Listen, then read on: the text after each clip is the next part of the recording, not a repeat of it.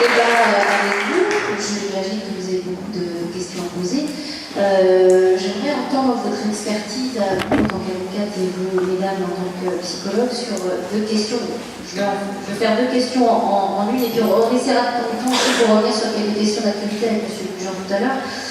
Vous pouvez réagir à toutes les trois à ces deux questions. Faut-il qu'il y ait nécessairement un lien biologique pour faire filiation? Et puis, comment pourrait-on aujourd'hui situer la filiation par rapport à la gestation et à la parentalité?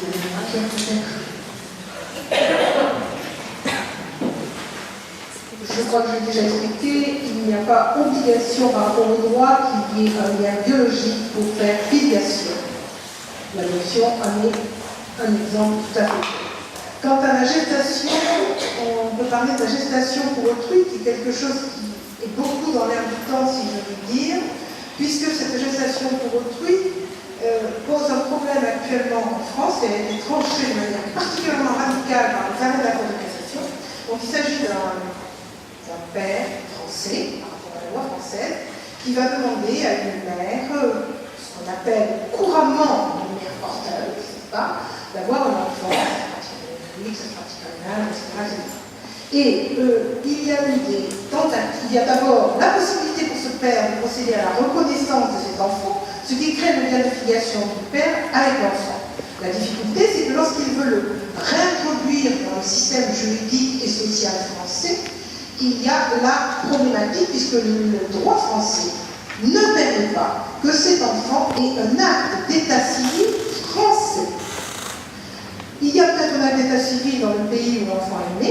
Alors ça, c'est quand il y a un persécuteur. Il y a aussi le cas des époux dont la mère, la femme ne peut avoir d'enfant, pardon, le fils sénateur, et dont les enfants ont été faits en Amérique, avec ses jumelles qui sont venues en France, mais il y a eu une vérification vis-à-vis du père. Mais la Cour de cassation vient de rendre deux arrêts du 13 septembre 2013, donc c'est tout récent, en disant qu'en l'état actuel, il justifiait le refus de transcription d'un acte de naissance fait en pays étranger sur l'acte d'état civil français, car lorsqu'on s'aperçoit qu'il y a une convention de gestation pour le compte d'autrui, c'est illicite, c'est une unité d'ordre public. Et plus important, le deuxième arrêt de la Cour de cassation a dit que non seulement il ne peut pas y avoir création de l'état civil français pour cet enfant, mais que la reconnaissance de paternité faite par le père français doit être annulée.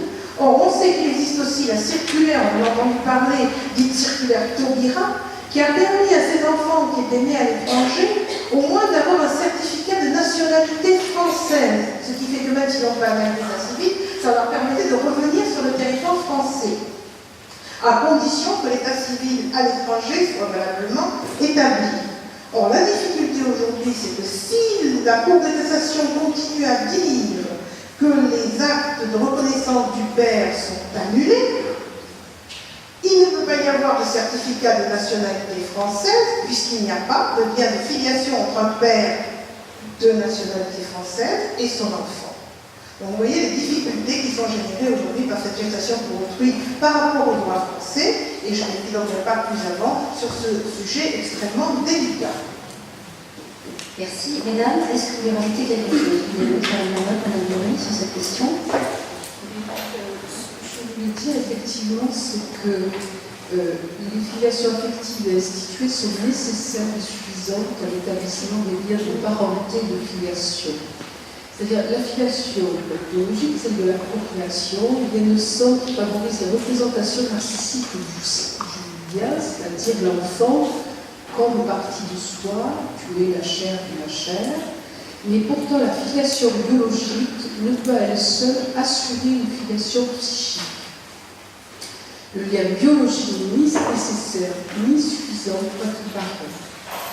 Ainsi, toute femme qui accouche ne se sent pas forcément mère.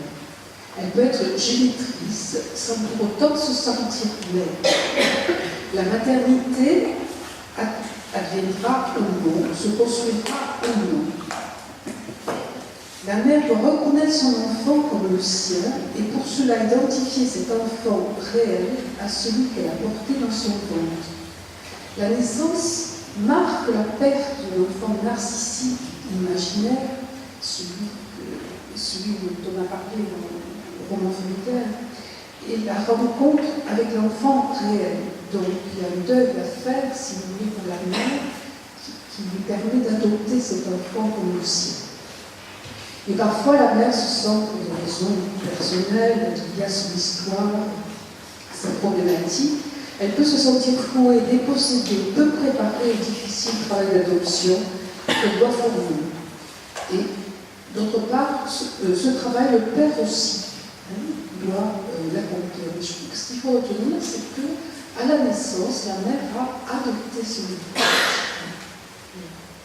Et c'est ce qu'on appelle le fait qu'une mère passe du statut de génitrice à celui de parent, c'est ce qu'on appelle le processus de parentification et ce qu'on appelle la parentalité. C'est-à-dire, c'est l'ensemble des réaménagements psychiques et affectifs qui permettent à des parents de devenir parents et d'assumer des fonctions parentales pour la suite. Je rebondis un petit peu là-dessus parce que on est d'accord que la filiation n'est pas définie, elle peut être appuyée par le biologique, mais elle n'est pas définie strictement biologique au niveau de cette question. Donc c'est plutôt psychique, affective et institutionnelle, c'est aussi une connaissance sociale et du groupe social de cette filiation et du groupe familial d'ailleurs. Mais cela, c'est le paradoxe aussi de la filiation, parce que quand on est face à la stabilité de l'homme ou de la femme, on est devant l'annonce d'un traumatisme. D'ailleurs, Fédida le dit très bien, c'est l'auteur qui a beaucoup travaillé sur cette question qui a réfléchi sur la question de la stérilité. Il dit tout ce qui touche à l'hérédité et à la procréation définit une zone humaine violemment fragile où se cristallisent les angoisses les plus archaïques qui sont liées à l'angoisse de la mort et donnent la parole aux croyances les plus énigmatiques. Donc, la perte de ce fantasme originaire ou de cette scène primitive où on procrée, ensuite il y a le désir de l'autre, de donner quelque chose de soi, laisse quand même une trace traumatique au moment de la naissance. Donc il y a tout un cheminement pour renoncer à cette transmission dite de son haut biologique, pour accepter une autre façon, un autre mode de parentalité qui est vraiment tout le travail qui se fait en amont, dans une première période, dans un premier temps, avant l'accès aux dons de sperme ou aux dons d'ovocytes. Pourquoi ? Parce que ça permet aussi de se positionner dans cette parentalité qui est plutôt psychique et de prendre conscience de cette position qui se met chez un autre groupe totalement ordinaire au moment de la naissance. Donc, même si dans ces cas-là, on n'est pas dans un registre de filiation biologique, il y a un deuil du biologique qui se fait avant. Merci Marie. Alors, on fait circuler un micro parmi vous. Avez-vous des questions ? C'est le moment. On a une petite heure là pour discuter entre nous. Monsieur, si vous voulez vous présenter et puis poser votre question, on vous écoute. Bonsoir, Étienne Lefebvre. Non, c'est bon, ça marche. On entend, oui. Oui, j'avais juste deux petites questions. C'est est-ce que la filiation peut résister à la modernité ? Qui va répondre à cette question ? Peut-elle résister à la modernité ?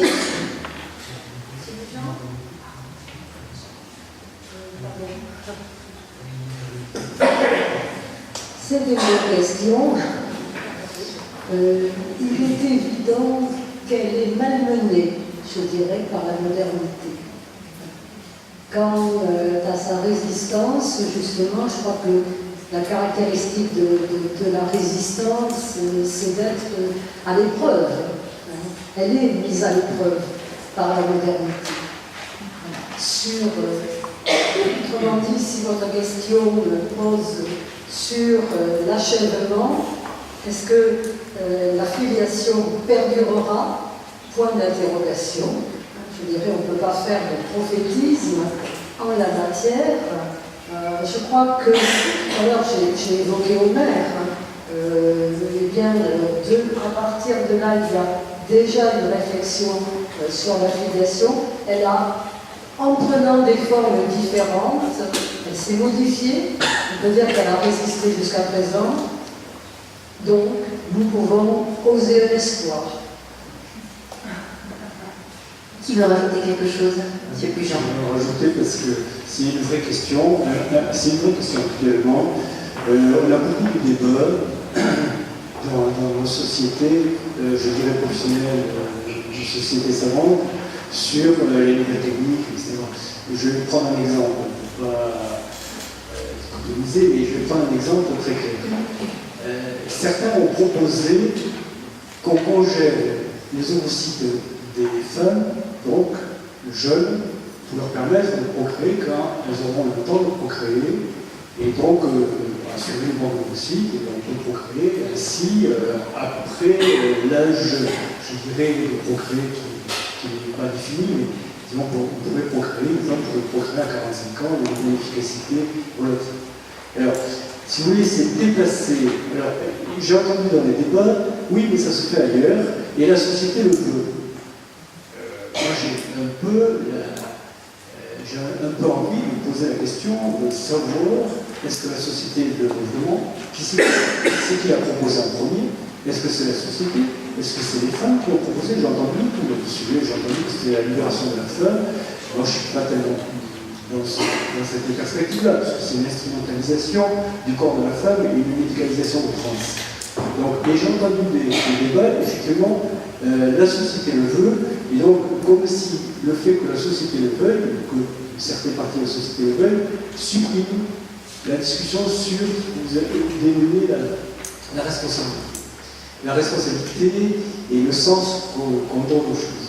Et je crois qu'on est vraiment dans un conflit entre, effectivement, la modernité, je dirais, où même on a plus loin le désir tout-puissant pour le cas individuel, et effectivement la responsabilité qu'on a en tant que médecin à agir ou à pas agir, qui crée un conflit. D'autres questions dans la salle? Emparez-vous du micro sans plus attendre. S'il n'y en a pas pour l'instant, puisqu'on parle des modifications de la société, moi j'aimerais me tourner vers Mme Fière. Dans la famille monoparentale qui est présente aujourd'hui, la place de l'enfant est-elle la même que dans une famille dont la structure est plus traditionnelle, et comment l'enfant se construit-il en l'absence de père? C'est une question qu'on peut partager également avec le psychologue.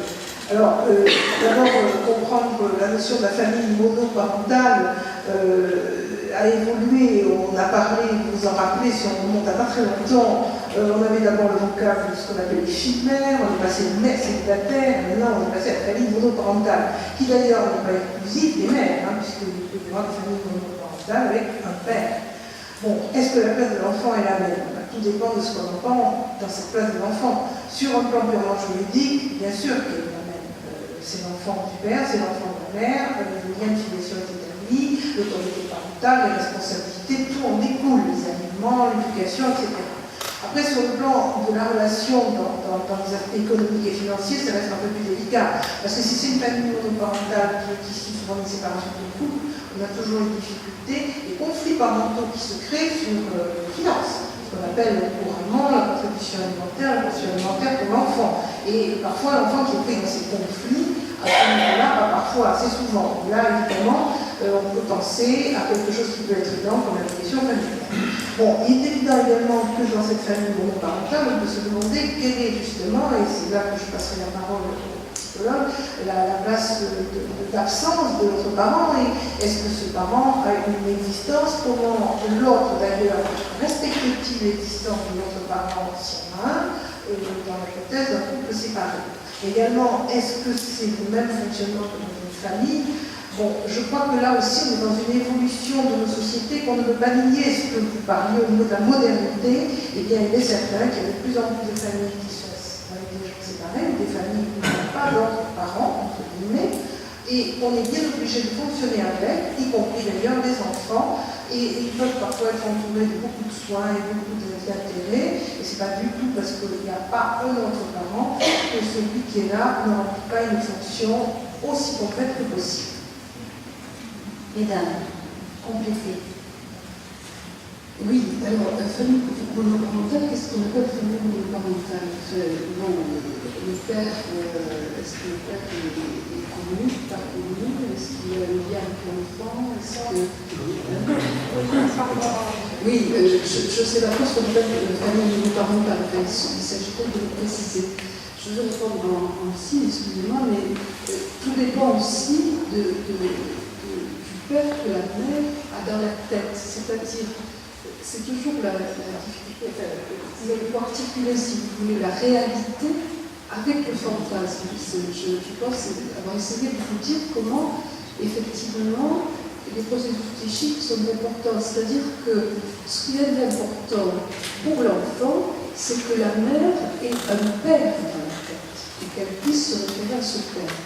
Après, dans la réalité, effectivement, il y a d'autres personnes qui peuvent avoir cette fonction de père pour l'enfant. Bon, la question elle est très très complexe au niveau psychique. Je crois que c'est difficile à répondre plus. Alors moi j'aimerais envoyer avec une question d'actualité, Madame Maurice, sur le processus psychique justement. Est-ce qu'il peut exister des filiations sur le plan uniquement narcissique? Vous avez peut-être entendu parler de ce cas très récent en Allemagne en septembre, un casse-tête juridique suscité par un transsexuel allemand qui a donné naissance à un enfant. J'aimerais votre avis sur cette question. Alors, je me fais référer moi aussi à d'autres psychanalytiques notamment et d'autres auteurs qui ont parlé en premier de la filiation dite narcissique. Donc, mais avant de répondre à ça, j'aimerais bien juste préciser une chose. Qu'il y ait une partie du narcissisme dans le désir, dans la relation avec l'enfant, la relation dans le couple et tout ça, c'est tout à fait naturel. C'est heureusement d'ailleurs, parce que ça risque d'être tout inquiétant. Il n'y a pas du tout un amour propre, un amour de soi, et voilà. Donc ça nourrit cette relation-là, ça maintient aussi, ça fait supporter aussi, parce que les parents, c'est pas toujours du confort, il y a beaucoup de contraintes et tout ça, donc il y a quelque chose donc, qui fait partie aussi de la nature humaine. Mais par contre, le narcissisme, le surinvestissement du narcissisme devient problématique quand il est le seul repère qui définit cette filiation. C'est-à-dire, je vous ai dit, donc je reprends les termes de Guillotin qui a parlé justement de cette filiation narcissique, qu'il a dénommée ainsi, et il dit qu'il dénomme la filiation narcissique parce qu'elle se base sur le fantasme ou sur le mythe de l'immortalité du sujet, de la reproduction de l'identique. Il rassure le sujet sur l'image qui se fait de lui-même, de son intégrité. Cette filiation est narcissique par rapport au narcissisme considéré comme l'amour, porté à l'image de soi. Donc, à la base, la filiation narcissique est basée sur elle est en partie éthique et elle relie l'amour à la naissance, c'est-à-dire une inscription dans une continuité de la part de soi à l'infini, mais aussi la difficulté, c'est quand cette filiation ne reconnaît pas l'autre dans sa différence, que ce soit la différence personnelle, la différence du sexe, la différence de génération. C'est-à-dire cet enfant-là doit reproduire et s'inscrire dans la trajectoire paternelle, dans l'image narcissique du père. Donc elle correspond à certaines images, un peu plus, certaines croyances, qui est d'avoir une lignée un peu plus imaginaire, en fait, de lignée prestigieuse, d'ancêtres qui se répètent. Donc la logique de du lien de la filiation narcissique privilégie plutôt la tradition par rapport à l'évolution. Sans l'inflation traduit le refus de la différence, construit sur le mythe de l'unicité des origines et elle ignore toute différence. Donc cette filiation peut aussi en tout cas avoir des ancrages avec l'histoire transgénérationnelle de traumatismes répétés, que ce soit des décès, des pertes, des accidents de vie, ce que Guillotin a noté, mais aussi c'est une transmission de soi en film. Merci pour cet éclairage. Y a-t-il des questions parmi vous? Oui, devant. N'hésitez pas, c'est vraiment le moment. On entend une petite heure, toute petite. Oui, Madame Maurice. Je juste rappelle le risque de la filiation narcissique par rapport à l'enfant. C'est-à-dire que cet enfant-là, il y a un risque qu'il développe qui a des conséquences psychiques ou psychopathologiques. En fait, Voilà. voilà. On vous entend. Je vais en profiter pour poser deux questions dans des domaines différents et des personnes différentes. La première question est une question en réponse courte sans doute, que je pose à Madame Moury au sujet du petit Paul. Ce petit Paul, finalement, que demandait-il? Est-ce qu'il demandait une famille, des parents? Est-ce qu'il répondait à notre question, à notre réflexion sur la filiation? Ou est-ce qu'il demandait de l'harmonie? Alors c'est Madame Lamotte qui va répondre. C'est le cas que j'ai posé. Effectivement, j'étais amenée, si vous voulez, à prendre quelques éléments de cette familiale. C'est beaucoup plus complexe que ça. Ce petit Paul, si vous voulez, il était identifié dans la mesure où le couple n'arrivait pas à se reconnaître comme un couple parental, effectivement. Il avait du mal à s'inscrire dans la filiation, c'est-à-dire qu'au niveau inconscient, il s'est identifié, alors là encore une fois la filiation narcissique, si vous voulez, et la différenciation de génération, il s'est identifié à son arrière-grand-père et à son grand-père par les symptômes qu'il présentait. Donc on voit bien, si vous voulez, comment dire, ce qui se passe dans cette famille, c'est à la fois au niveau du couple, les parents qui n'arrivaient pas à sortir de ce statut d'enfant de leurs parents, qui n'arrivaient pas à accéder à ce statut de parent, et donc cet enfant qui est en difficulté pour s'inscrire dans la filiation. Alors, qu'est-ce qu'il demandait? C'est vrai que je m'approche beaucoup des psychanalytiques. Je pense que ce qu'il exprimait, si vous voulez, en son nom, ce fantasme d'abandon, quand il disait à sa mère, j'aimerais être malade, comme ça tu resteras avec moi. Je crois que ce qu'il exprimait là, c'est non seulement son fantasme d'abandon, ce sentiment d'être abandonné, de ne pas être, d'être laissé tomber, mais ce fantasme, c'est un fantasme partagé par tous les membres de la famille.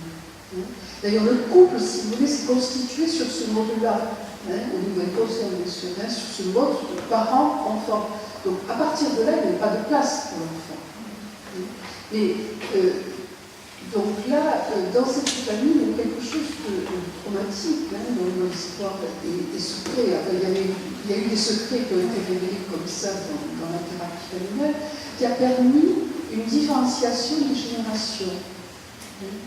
Et qui a permis, du coup, à Paul de s'inscrire dans cette succession de générations. Qu'est-ce qu'il demandait? Je crois qu'il demandait, il était vécu, si vous voulez. Alors, c'est pas hasard que ce problème soit apparu au moment de la naissance de garçon, puisqu'avec la fille, il n'y a pas eu ce problème, si vous voulez. C'était le dernier du nom, c'était un garçon. Comment dire, il était vécu comme, d'ailleurs il y a une phrase qui est frappée, c'est que quand les parents parlaient de la famille, ils disaient c'est un mot qui était laid, c'est laid, et le père ne pouvant pas dire ce mot, trop ému pour le dire, je l'avais associé au fait que quelque chose avait été rapporté par la mère, c'est-à-dire au moment de la naissance de cet enfant, il y a une amie de la mère qui voulait voir la clinique, et qui s'était crié « Mon Dieu, qu'il est né, on dirait Iti ». Donc cet enfant, si vous voulez, c'était le symptôme de toute cette histoire politique. C'est-à-dire qu'il était vécu comme celui qui menaçait l'unité familiale. Je ne sais pas si j'ai répondu à votre question. Je vous remercie. C'est une réponse professionnelle, compétente, au-delà de ma question. Merci. Alors l'autre question se rapprocher de la question de M. Lefebvre. Est-ce que la filiation va résister à la modernité? Mais, excusez-moi monsieur, je vais transformer votre question, parce que dans ma tête, dans cette question-là, il y en a une autre. Alors, au passage, je me dis que la modernité, entre parenthèses, hein, c'est pas ma question. La modernité, c'est sans doute une application, quand vous craignez la modernité, quand on craint la modernité, c'est qu'on pense à une application du progrès qui était raisonnable, faisant confiance encore à la sagesse des philosophes et de ceux qui appliquent les progrès techniques pour que ça reste raisonnable. Mais quand vous posez cette question, est-ce que la filiation va résister à la modernité? Voilà l'interprétation peut-être trop personnelle que j'en fais. Quand on dit filiation, on entend le père, on entend la paternité derrière. Et dans vos réponses, il y a souvent, on dirait que ce mot féminin, ce terme féminin, soulève une réflexion plus masculine que féminine.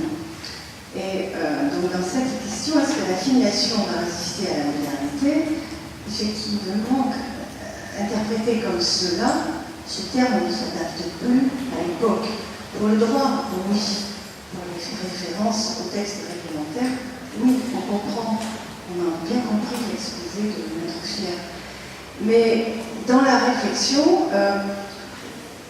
c'est peut-être personnel, il me semble que c'est gênant cette référence au père, à la paternité. Il me semble qu'il y a un écho le père. Donc je me trompe. Qui veut réagir?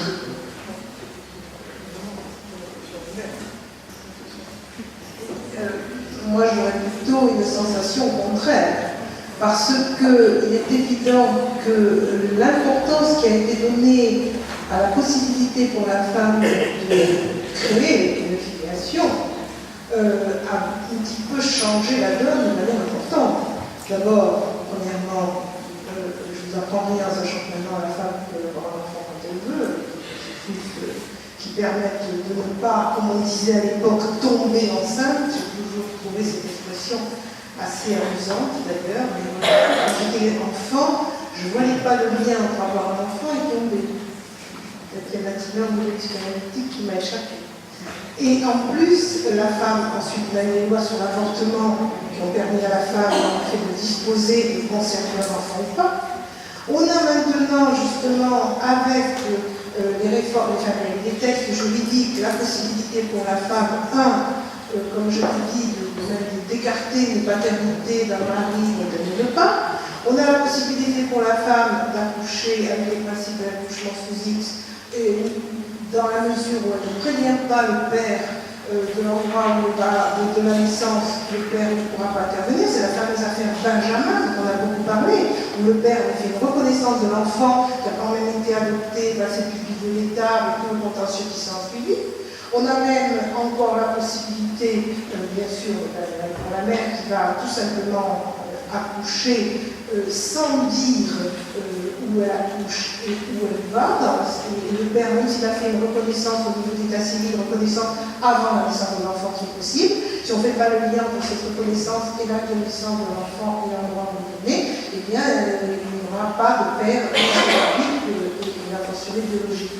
Donc j'ai l'impression que, au contraire, la paternité est peut-être, je ne rentre même pas dans les aspects génétiques, est encore beaucoup plus fragilisée par le droit, parce qu'avant, si je veux dire, c'est que la paternité, c'est une place familiale, c'est une place à la fois juridique et sociale importante, et maintenant, c'est un peu le cas. Alors c'est un lien, parce qu'il y a une unité du pouvoir des parents autour de l'enfant, mais peut-être qu'on pourrait, dans certains cas, dire que le père pourrait avoir un peu plus de place. Je ne parle pas, parce que j'en ai déjà touché des mots, de ce qui se passe avec les séparations, où on a malheureusement pas de respect entre les parents et l'enfant, et où on a malheureusement, et là je parle de toute mon expérience d'avocat, trop de mères qui, entre guillemets, empêchent le père d'exister, comme elles l'ont fait peut-être depuis la naissance. Merci Maître. Question dans la salle. Professeur Magarine, vous vouliez rajouter quelque chose rapidement? C'est tout à fait anecdotique. C'est une phrase, je n'ai pas eu le temps d'évoquer tout à l'heure, les rejets de la filiation, mais il y a aussi des auteurs qui ont rejeté la filiation. Je vous cite un passage de Sartre, 10 ans qui est traité, si vous êtes d'accord. C'est pas un jugement de valeur, c'est juste une remarque anecdotique. Il n'y a pas de bon père. Il n'y a pas de bon père qu'on n'en tienne pas rigueur aux hommes, mais au lien de paternité qui est pourri. Faire des enfants, rien de mieux à n'avoir qu'est l'iniquité. On pourrait débattre sur cette phrase. Professeur Lagarrigue. Juste une question à propos d'un mot qui a juste été évoqué, mais qui quand même paraît dans la presse et dans ce que l'on voit et entend actuellement mériter un peu plus d'éclaircissement. Monsieur Violet, est-ce que dans les questions que vous avez répertoriées dans la presse, la gestation pour autrui a de la place ou est-ce une illusion d'optique que nous avons?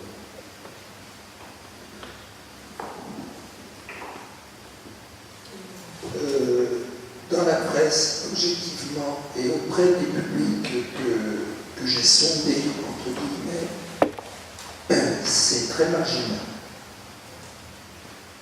Ça ne veut pas dire que ça l'est dans la société, j'en sais rien.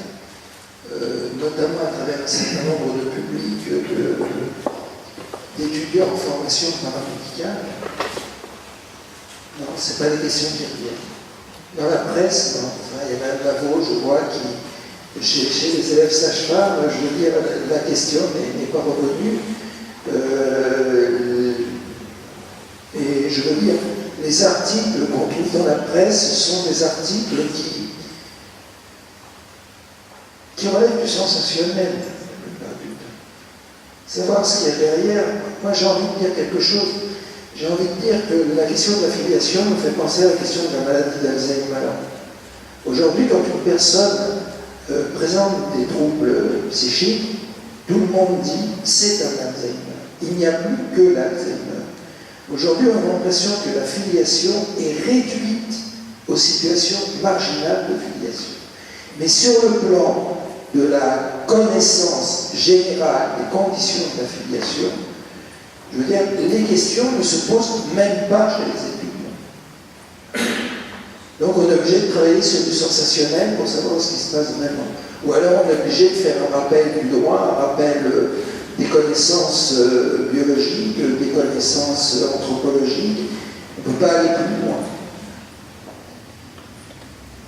Alors qu'est-ce qui justifie que ce sujet puisse être envisagé comme réinvure dans un texte de loi assez prochainement, d'après ce que l'on voit en montant, d'après le panel? Je pense que le problème de la gestation pour autrui touche, et ça rejoint toutes les options qui ont été évoquées par M. Dujean, disons que si une femme veut avoir un enfant, sauf dans son impossibilité de l'avoir, c'est là où la gestation pour autrui va intervenir. Mais si une femme veut avoir un enfant, elle a tous les moyens possibles, entre guillemets. Elle peut le faire vraiment, si on peut dire cette expression. Elle peut, si elle veut aller avec une procréation médicalement assistée, elle peut aller en clinique, comme j'ai dit tout à l'heure. Et donc, ça pose moins de questions. La gestation pour autrui ne va intervenir pour une femme que si elle ne peut justement pas avoir un enfant et qu'elle va avec son mari, c'était le cas qu'on a eu donc, de ces jumelles américaines, si je veux dire. Mais le problème de la gestation pour autrui intervient beaucoup plus maintenant par la possibilité pour les personnes homosexuelles qui ne souhaitent pas forcément adopter, ce qu'elles peuvent faire, parce que l'adoption par inséminateur est possible, d'être passées au même niveau que les femmes homosexuelles qui peuvent donc avoir un enfant comme elles le veulent, comme elles le disent. C'est-à-dire que beaucoup d'hommes, dans l'homoparentalité, vivent ça, une véritable iniquité juridique. Alors, en France, la PMA pour les inséminateurs est encore en place, peut-être que sera-t-elle dans ce projet de loi, mais nous, on est complètement frustrés, on est traités n'importe comment, puisqu'on n'a même pas la possibilité de faire ce que font les femmes, traverser la frontière et ramener un enfant qui est en France et qui est français de la mère, alors que la GPA, je vous le dis, c'est interdit. Donc là, le projet de loi offre aujourd'hui à ce stade la gestation pour autrui, non seulement elle n'est pas envisagée en France, mais elle est même totalement sanctionnée parce que l'article du Code civil est clair, toute convention est nulle, et je vous ai donné là les arrêts de la Cour de cassation qui vont très loin en la matière. Donc je crois que la gestation pour autrui dans la loi française, je ne la sens pas encore prête ni à être conçue, ni à être accouchée, ni à naître. Je parlais de ça en parlant de la loi. Par contre, la procréation médicalement assistée peut-être. Alors c'est vrai que ça pose quand même un problème, cette gestation pour autrui. Je ne parle même pas du problème de savoir l'utilisation du corps de la femme. Je rentre là, je me sens sur l'enfant qui est né et qui est là. C'est que ce gosse, il est quasiment maintenant par rapport au droit français, si la Cour de cassation maintient ses positions, quasiment apatride, et il ne peut presque pas avoir. On peut aller jusqu'à se dire, mais alors cet enfant, qu'est-ce qu'il a? Il est en France, il est rentré par une circulaire qui n'est pas une rentrée, il a un circulaire, il va la garder, il ne va pas la garder, est-ce qu'il va devenir un enfant adoptable? C'est vrai que ces enfants qui naissent ainsi, et ça rejoint sur ma responsabilité, et je vous rejoins, on ne sait pas trop comment ça va évoluer. Mais je ne pense pas qu'à ce jour, la gestation pour autrui soit dans les petits papiers du législateur français, si j'ose dire. Monsieur Violet souhaite rajouter quelque chose.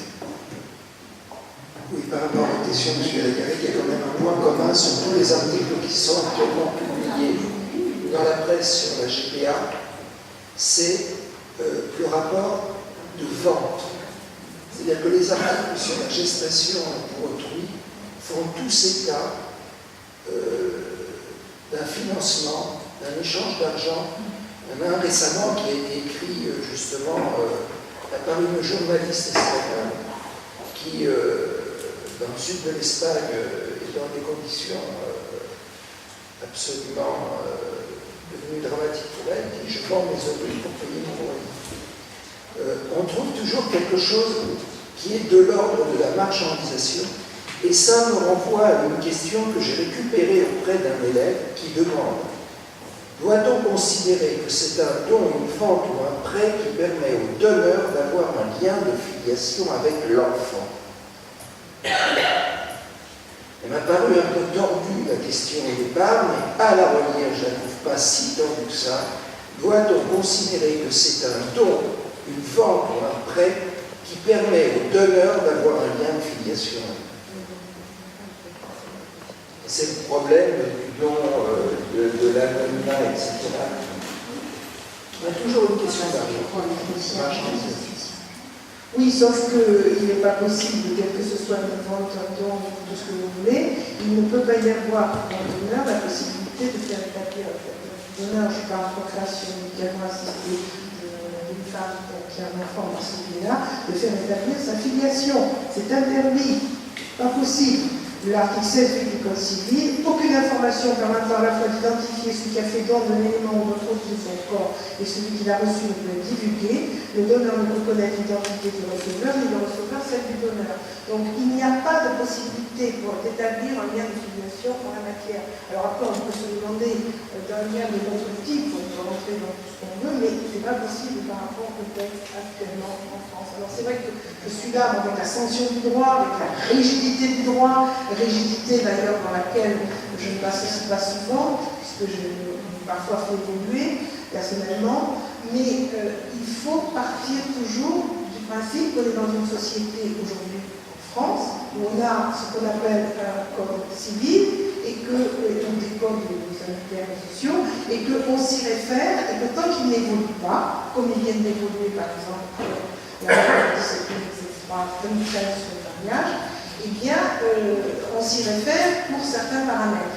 Et il évolue, c'est vrai, la loi, ça évolue, mais à quelle vitesse, de quelle manière, et c'est la question qu'on posait, est-ce pour répondre à une poussée sociale? Oui, parfois, est-ce au contraire parfois pour la réguler et l'encadrer? En tout cas, ce que je peux vous dire avec une expérience quand même de plusieurs années de décalage, c'est que je trouve qu'actuellement les textes évoluent beaucoup plus vite qu'il y a 30 ans. Ça, c'est certain. Y a-t-il des questions à la salle? Sinon, j'en ai deux pour M. Bugeon. La première, M. Bugeon, on va parler d'actualité, puisque vous êtes intervenu récemment sur une chaîne nationale pour évoquer le problème posé par la chute actuelle de dons de sperme.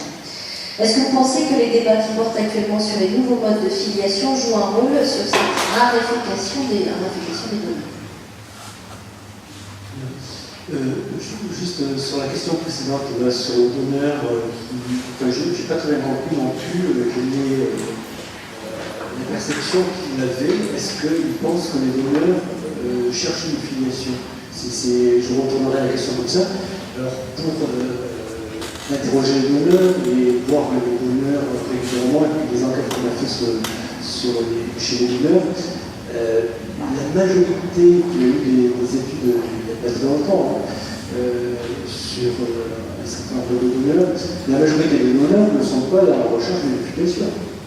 Ils ne viennent pas faire un enfant, la majorité des donneurs.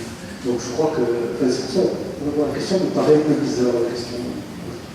Donc l'autre point, oui, c'est le recrutement des donneurs. Alors, je crois que la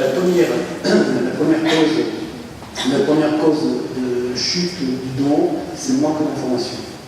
Je crois que là, c'est vraiment très très concret. L'information sur le don, j'ai souvent l'habitude d'intervenir pour dire qu'il faut développer la culture du don. En France, pas que le don de... D'ailleurs, la journée du don d'organes aujourd'hui. Voilà, donc pas que le don de gamètes, mais la culture du don en France. Et c'est vrai que quand il y a des campagnes de formation qui sont relativement bien faites, il y en a eu une en 2008 qui a monté le nombre de donneurs de 50%. Donc ça, c'est le premier point. On a fait, il n'y a pas très longtemps, l'Assemblée nationale de 40 ans des psychoses. Ça fait qu'il y a eu, donc, vous parliez des émissions dans la presse, etc., de la télé. Et moi, je n'ai pas vu en septembre et octobre, là, j'ai vu autant de donneurs que j'avais vu depuis le début de l'année. Voilà. Donc ça veut dire que l'information, il faut qu'elle se fasse, il faut qu'il y ait des actions pédagogiques. Donc ça, c'est un point très important. Alors ensuite, qu'est-ce qui vient parasiter le message? Alors qu'est-ce qui vient parasiter le message? Il y a eu quelque chose qui est venu parasiter le message, c'était en fin 2009, 2010 et 2011, jusqu'à ce que la loi apparaisse. C'est toutes les discussions qui avaient sur l'anonymat du don. Vous savez que Roselyne Bachelot était en faveur de la suppression de l'anonymat, pour permettre de lever l'anonymat quand les enfants étaient adultes. Et donc je crois qu'il y a eu toute cette incertitude par rapport à ce positionnement par rapport à l'anonymat, et je pense que ça a freiné le recrutement des donneurs. L'autre débat qui est actuel, qui a été sur le mariage pour tous, a également, je pense, quelque part, apporté une incertitude. Et probablement, je ne peux pas dire que ce soit très démontré, mais probablement, il y a au moins, moi j'ai 3 donneurs dans le centre qui m'ont appelé pour dire j'ai donné dans certains contextes, je ne veux pas que mon sperme, mes gamètes, soient utilisés dans un autre contexte. Voilà. Et la discussion qu'il y a, si jamais on doit passer au niveau du ministère, c'est du même type, c'est-à-dire qu'ils ont donné dans un certain contexte pour respecter le contrat qui va avec eux, et donc soit on les prévient que le contexte change, on leur demande s'ils veulent rester changer dans le contexte, soit on utilise le niveau de l'autre. Mais je crois que chaque fois qu'on introduit, alors qu'on est là pour augmenter la culture du don, chaque fois qu'on introduit des incertitudes sur quel est le contexte dans lequel les personnes vont donner, ça apporte de l'incertitude. Alors la seconde question que je voulais vous poser, M. Bujon, concerne l'AMP. Est-ce que l'AMP doit continuer à s'inscrire dans son objectif initial, qui est de traiter les pathologies, ou bien doit-elle évoluer pour répondre aux demandes où la pathologie est absente? Alors, ça, c'est une question, je ne sais pas. Alors, ce qui est sûr, c'est que jusqu'à maintenant, l'assistance médicale à progression, c'est très précis dans la loi, et c'est très précis dans la tête des professionnels. Nous sommes des médecins, et nous sommes là pour pallier à une insuffisance de l'homme ou de la femme. Donc, on a une indication médicale qui est posée, qu'elle soit la stérilité ou des problèmes génétiques, de transmission génétique, ça fait l'unanimité, personne ne va contre cela, et je dirais c'est de la nature même du rôle du ministre.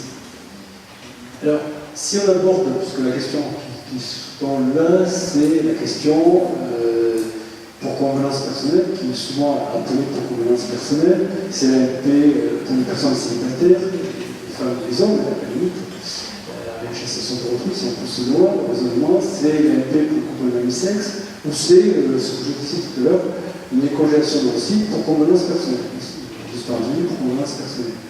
Jusqu'à maintenant, on ne répond pas à ces demandes-là. Des demandes de conservation de spermatozoïdes, on peut le faire, il n'y a rien qui est interdit dans la loi. Mais pour convenance personnelle, on ne répond pas.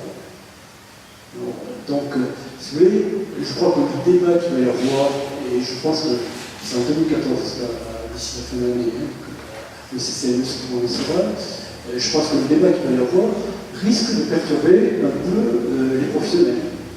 Et les esprits sont très partagés, enfin les sentiments sont très partagés. Certains disent oui, on peut le faire, on sort de notre rôle médical strict, mais il faut le faire parce que ça évite à ces personnes-là de partir dans des pays étrangers, de faire cela dans des conditions qui sont parfois pas très bonnes.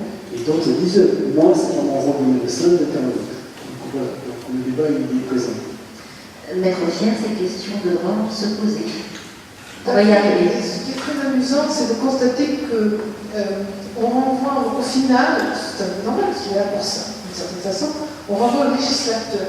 Alors c'est exactement dans notre domaine, c'est pareil, il y a le transsexualisme, il y a les pratiques, il y a les tribunaux, etc. Mais on dit peut-être qu'il faudrait faire une loi. Alors la difficulté, c'est ça, voilà. À partir de quand le législateur, je vais vous dire, le mieux placé pour penser et légiférer. Parce que c'est certain que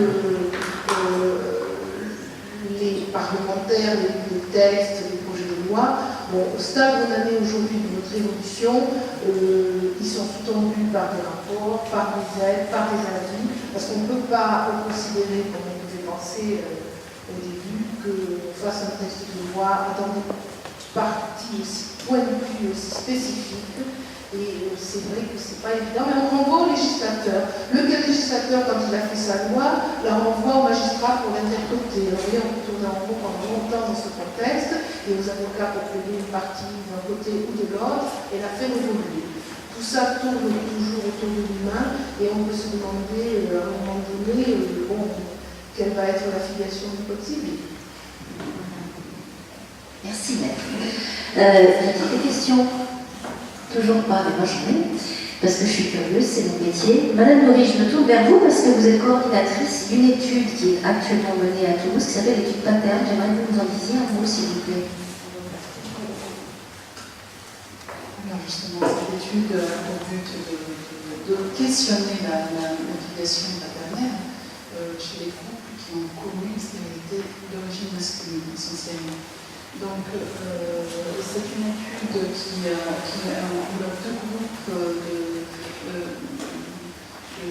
différents modes de conception. Le premier groupe, c'est toujours avec une stérilité masculine avérée, mais grâce au développement et à l'action médicale, il y a l'utilisation de gamètes de l'homme. Donc, qui aurait été récupérée avec une intervention ou avec une intervention médicale. Et pour le deuxième groupe, où la stérilité est avérée, il n'y a aucune solution médicale et donc il y a un groupe de don de sperme.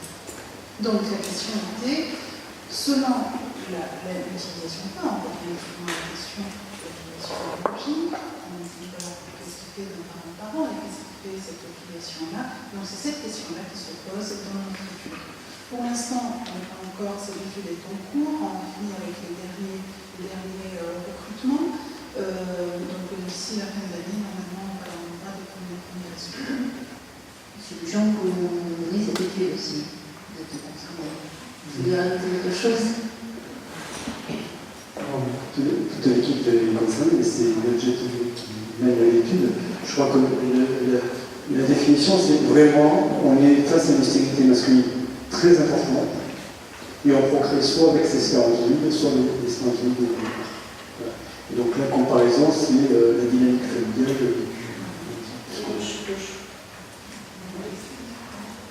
Le choix de l'étude de Paterne, ça renvoie aussi à cette place du père qui est plutôt symbolique et on est aussi dans la transmission.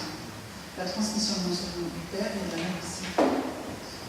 Donc on travaille aussi sur la question du roman familial, qu'est-ce qui transmet, s'élabore autour de l'histoire de l'enfant et quel est le retour du vécu de ces familles-là, parce que dans les familles, les enfants ont un âge entre 6 et 9 ans, enfin jusqu'à 12 ans, mais pour des raisons de recrutement, donc on a un tout petit peu élargi l'âge, mais donc qu'est-ce qui se construit dans le roman familial et qu'est-ce qui est transmis à ces enfants-là, de leur histoire familiale et de l'histoire de leurs parents. Alors pourquoi cette étude aussi? Parce que nous avons observé dans la clinique que la stérilité, donc comme j'ai évoqué tout à l'heure, crée un traumatisme, une effraction chez ces familles-là, et cette effraction, parfois, il y a certains couples, certains enfants portent le symptôme du traumatisme des parents, notamment essentiellement quand il y a des secrets autour du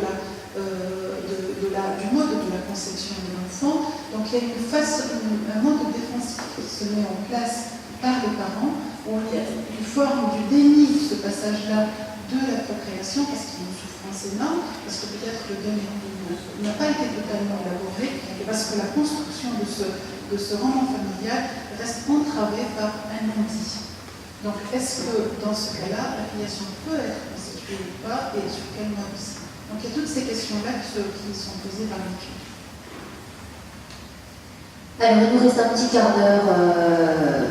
Profitez-en pour interpeller nos orateurs si vous avez des questions. Le micro est juste là. Moi, j'en ai d'autres autour de la mutation de notre société. Des questions qu'on pose aujourd'hui qu'on n'aurait peut-être pas posées il y a quelques années. N'importe qui autour de la table, est-ce que vous pouvez répondre à cette question? Est-ce qu'on a aujourd'hui le droit d'adopter en tant que célibataire? Je crois que j'ai fini. J'espère que nous n'avons pas déjà répondu à cette question. Mais j'avais envie de parler d'autre chose, puisque par les questions immédiatement, parce qu'on parle beaucoup de la filiation, du désir d'enfant, et on a aussi tout un cas qui s'avère important, qui est celui au contraire de l'incapacité de comprendre qu'on entend un enfant. Je parlais du déni de grossesse.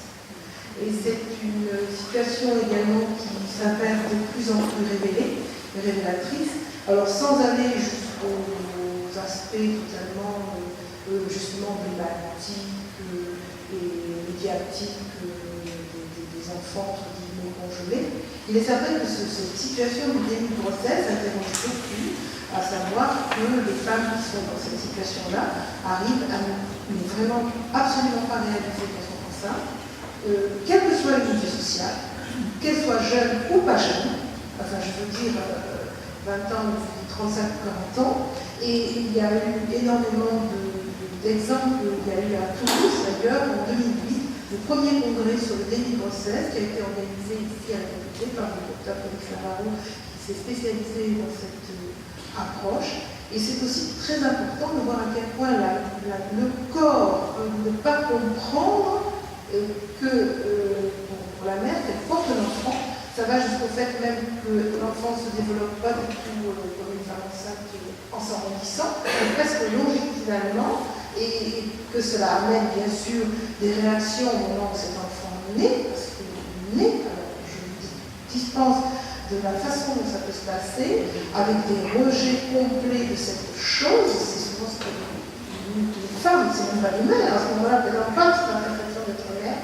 Et je crois que c'est aussi un aspect assez particulier, vous parliez de refus de la filiation dans certains pères, de la non-compréhension par le corps de la femme d'une filiation d'un enfant qui est porté, qui est pourtant, qui peut être leur enfant. Il y en a certaines qui ont réussi à surmonter. Je me souviens par exemple qu'il y avait été cité d'une mère qui avait déjà eu des enfants, qui avait le déni de grossesse, qui a accouché un soir dans sa salle de bain en croyant tout simplement qu'elle avait mal digéré et qu'elle avait des problèmes de douleur dans son ventre.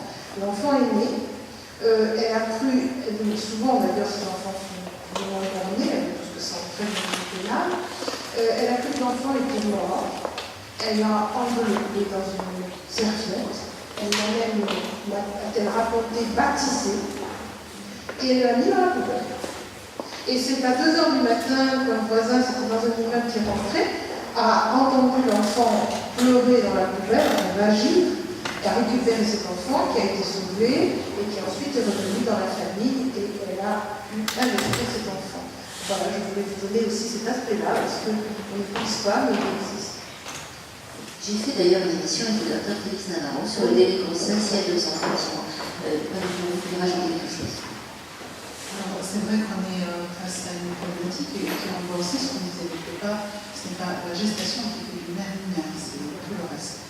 Après, il y y a la problématique des grossesses, il y a la problématique des IVG répétées chez certaines personnes. Donc c'est des problématiques personnelles qui renvoient des problématiques psychiques derrière, notamment parfois la psychose post-accouchement. Donc pour les grossesses, donc il y a un début une problématique psychique et qui renvoie à l'histoire personnelle. Donc ça s'inscrit dans des registres quand même assez particuliers. On va arriver au terme de cette soirée. Madame, on va vous apporter un micro. Bon, il est devant. Alors, je peux parler très fort. Allez-y. Vous parliez des dons qui se raréfient en ce moment. Est-ce que vous êtes plutôt pour ou contre le fait de ne pas attendre qu'un donneur, qui soit homme ou femme, ait eu des enfants? Parce que je crois que la situation actuelle, c'est que les donneurs aient eu préalablement des enfants. Et la deuxième chose, est-ce que vous êtes pour ou contre la rémunération, comme je crois que ça se passe en Espagne? Je vais répondre à la deuxième, puis je reviendrai plus vite. La rémunération, on rentre dans le cadre de la commercialisation du corps. Donc ça peut être un choix, ça peut être un choix de société, c'est pas le choix français. Et en quelque sorte, moi je suis totalement d'accord pour la gratuité du don. Je pense que ça a été évoqué tout à l'heure par rapport à l'Espagne. L'an dernier, en novembre-décembre, les banques de gamètes de Barcelone n'avaient jamais vu autant de donneurs. Et ils expliquaient ça en raison de la crise économique.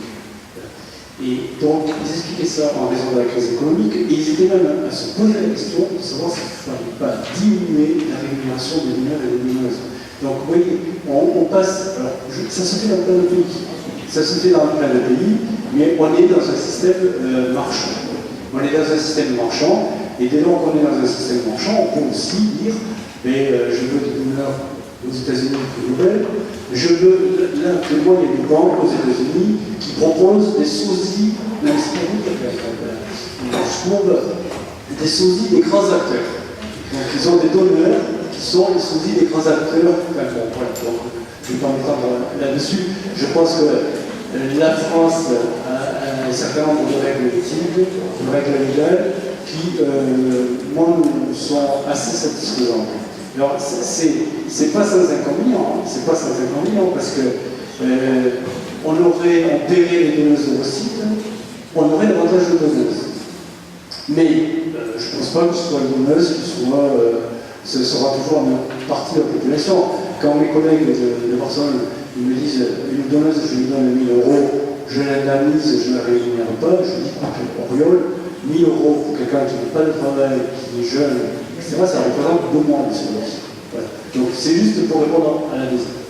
Alors la première question, elle est un peu plus difficile, à savoir que le don du gamète a été toujours basé en France, et depuis le début, sur le don d'un couple à un autre couple. Et on comprend très bien pourquoi ça a été fait. À l'époque où ça a été fait, c'était quand même quelque chose de très...